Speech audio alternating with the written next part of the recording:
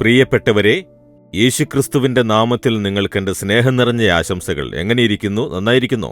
പുതിയ ഒരു വർഷം പിറക്കുന്നതിൽ ഒരു സന്തോഷമുണ്ടാകും. പക്ഷേ 2-3 ദിവസം കഴിഞ്ഞിരിക്കുകയാണല്ലോ. എങ്ങനെയുണ്ട്? പുതിയ വർഷത്തിന്റെ ഒരു ത്രില്ലിംഗ് എല്ലാം ഇപ്പോൾ ഇല്ലാതായോ? ദൈവത്തോടൊത്തിരുന്നാൽ ഓരോ ദിവസവും ത്രില്ലിംഗ് ആയി തന്നെ ഉണ്ടാകും. യേശു അത്ഭുതകരമായി നമ്മെ നടത്തുന്ന ദൈവമല്ലേ? ദൈവം വാക്ക് തന്നത് ഓർമ്മയുണ്ടാകണം. യാചിപ്പിൻ, നിങ്ങൾക്ക് കിട്ടും. അന്വേഷിപ്പിൻ, നിങ്ങൾ കണ്ടെത്തും. മുട്ടുവിൻ, നിങ്ങൾക്ക് തുറക്കും. ദൈവം വാക്ക് തന്നിരിക്കുന്നു, മുട്ടുവിൻ.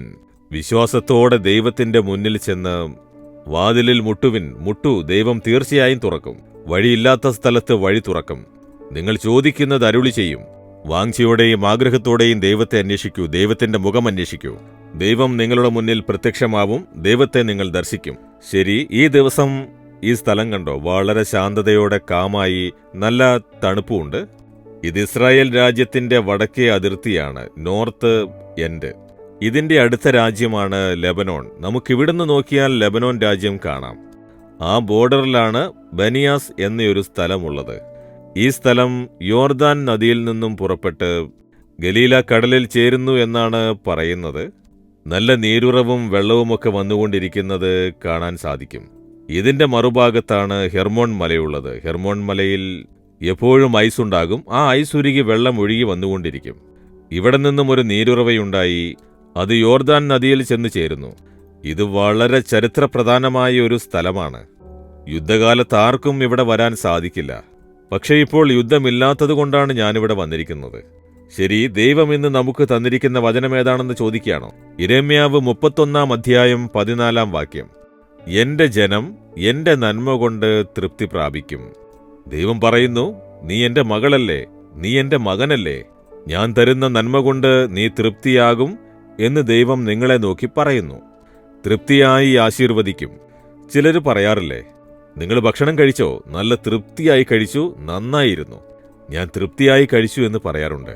ചിലരോട് ചോദിച്ചാൽ പറയും, എന്തൊക്കെയോ കഴിച്ചു, ഓക്കെ എന്ന് പറയും. രുചിയുണ്ടെങ്കിൽ, നന്നായിരുന്നെങ്കിൽ തൃപ്തിയായി കഴിച്ചു എന്ന് പറയും. എന്നാൽ ശരി എന്ന് പറയും. അല്ല, ഇനിയും കുറച്ചുകൂടി തരട്ടെ എന്ന് ചോദിച്ചാൽ വേണ്ട വേണ്ട, തൃപ്തിയായി കഴിച്ചു എന്ന് പറയും. അതുപോലെ ദൈവം നിങ്ങളെ അനുഗ്രഹിക്കുമത്രേ. പണ്ട് അനേകായിരം ജനങ്ങൾ യേശുവിന്റെ പ്രസംഗം കേൾക്കാൻ കൂട്ടമായി വന്നിരുന്നു. അവരെ വെറുതെ അയക്കാൻ പാടില്ല എന്ന് യേശു അവർക്ക് ഭക്ഷണം കൊടുക്കാൻ തീരുമാനിച്ചു. 5 അപ്പവും 2 മീനുമേയുള്ളൂ എന്ന് യേശുവിന്റെ അടുത്ത് കൊടുത്തു. അതിനെ അനുഗ്രഹിച്ചു വർദ്ധിപ്പിച്ചു. അതില് പുരുഷന്മാര് മാത്രം 5000 പേരുണ്ടായിരുന്നു.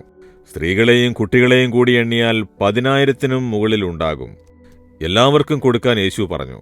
യേശു പറഞ്ഞില്ല, അവരൊക്കെ വീട്ടിലേക്ക് തിരിച്ചു പോകും, തൽക്കാലത്തേക്ക് അവർക്ക് കുറച്ചെന്തെങ്കിലും കൊടുക്ക്, പിന്നെ വീട്ടിൽ പോയി കഴിച്ചോട്ടെ എന്ന് പറഞ്ഞില്ല. തൃപ്തിയായി ഭക്ഷിച്ചു. ദൈവത്തിന്റെ അനുഗ്രഹം അങ്ങനെയാണ്. ഇപ്പോൾ കുറച്ചു തരാം, അതുകൊണ്ട് അഡ്ജസ്റ്റ് ചെയ്തോ എന്ന് പറയുന്ന ദൈവമല്ല. മതി ദൈവമേ എന്ന് പറയുന്നത് വരെ അനുഗ്രഹിക്കും എന്ന്. എന്റെ ജനങ്ങളെ ഞാൻ അനുഗ്രഹിക്കുന്നത് തൃപ്തിയുള്ള അനുഗ്രഹത്തോടെയാണ്. ഞാൻ കൊടുക്കുന്ന നന്മ കൊണ്ട് തൃപ്തിയാകും. അങ്ങനെ നിങ്ങളെ അനുഗ്രഹിക്കാൻ പോകുന്നു. ഞാൻ ചോദിച്ചതിലും കൂടുതലായി ദൈവം അനുഗ്രഹിച്ചു എന്ന് നിങ്ങൾ സന്തോഷിക്കുന്ന വിധം അനുഗ്രഹിക്കാൻ പോകുന്നു. എന്തത്ഭുതമാണ് ചോദിക്കുന്നത്, എന്തനുഗ്രഹമാണ് ചോദിക്കുന്നത്, ആ കാര്യത്തിൽ യേശു നിങ്ങൾക്ക് അത്ഭുതം ചെയ്യാൻ പോകുന്നു. ദൈവം ഞാൻ ചോദിച്ചതിനേക്കാൾ അധികമായി എന്നെ അനുഗ്രഹിച്ചു. ഞാനിത് വിചാരിച്ചിട്ടേയില്ല എന്ന് പറയുന്ന അളവിൽ നിങ്ങൾ നേടാൻ പോകുന്നു. അതാണ് യേശുവിന്റെ സ്വഭാവം. ഇവരെന്റെ ജനമാണ്, എന്റെ മക്കളാണിവർ. ഞാൻ ഈ ലോകത്തെ സൃഷ്ടിച്ച് അഖില ചരാചരങ്ങളെയും പരിപാലിക്കുന്ന ദൈവമാണ്. എന്റെ മക്കളെ ഞാൻ തൃപ്തിയായി അനുഗ്രഹിക്കണം എന്ന് പറയുന്നവനാണ് യേശു. ആ അനുഗ്രഹം നൽകാനായി കുരിശിൽ തന്നെ ബലിയായി നൽകിയവനാണ്. ആ യേശു പറയുന്നു, എന്റെ മകളെ, ഞാൻ നിന്നെ തൃപ്തിയായി ആശീർവദിക്കും. എന്റെ മകനെ, ഞാൻ നിന്നെ തൃപ്തിയായി ആശീർവദിക്കും.